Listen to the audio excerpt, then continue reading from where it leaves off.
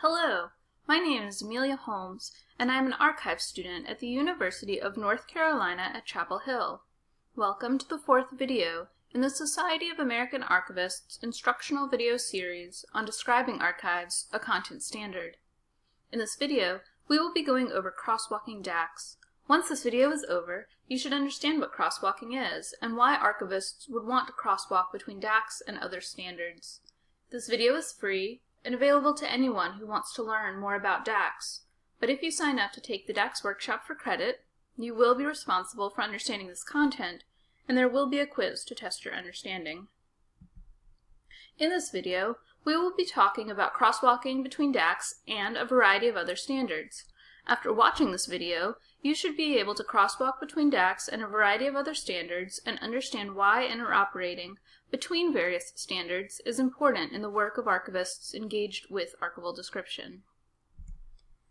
Crosswalking is a mapping of the elements, semantics, and syntax from one metadata schema to those of another. Crosswalks are literally charts or maps that show how one set of elements from a metadata scheme correspond to another set of elements in a different metadata scheme. Crosswalks are important because they allow archives to make their collections more discoverable by sharing archival description with systems outside of their own, such as in a library catalog or archive grid. As many archivists know, systems for storing archival descriptions will change. Whether your data is stored on paper finding aids or in a sophisticated database, chances are you'll have to move that data into a new system. Crosswalks help you do that. Many systems, such as ArchiveSpace, are designed to support crosswalking, which is why they are able to serialize archival description in ways that are compliant with various standards such as EAD, EACCPF, and MARC. Archivists who write their archival description in compliance with DACS can more efficiently implement automated measures to exchange their archival description with other systems. ISAD-G stands for International Standard for Archival Description General and is a content standard, of which DACS is the US-based local implementation. Crosswalking between ISAD-G and DACS allows for greater sharing of consistent descriptive metadata worldwide. Archivists might crosswalk between ISAD-G and DACS, particularly when contributing description to an international open data initiative. As another example, Access to Memory, or ATOM, is an archival description web application that provides an ISAD-G CSV template for importing description, but it does not provide a DACS-based CSV template.